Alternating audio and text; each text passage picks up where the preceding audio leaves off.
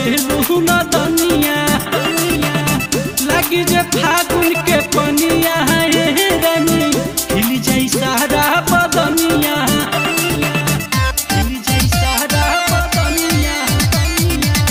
सोला के चढ़ल जवनिया हो काहे करेलू न दनिया लगी जे फागुन के पनिया हे रानी हिल जाई सारा बदनिया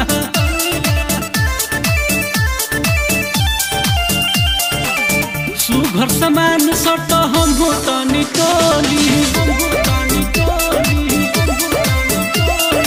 आवई रसली तोहर रंग दी चोली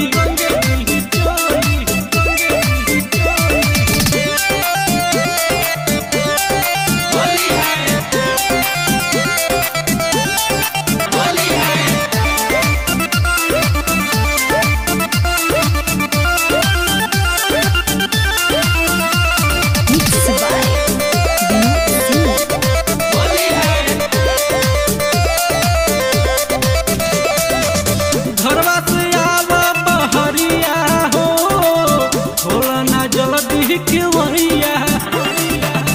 भरल बा मोरे पिछु करिया हे रानी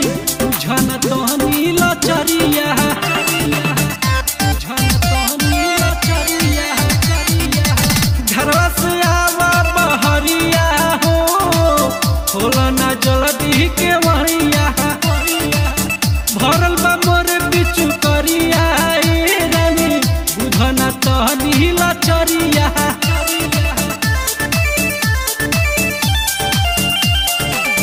सुनील संजीव डल लहंगा के खोली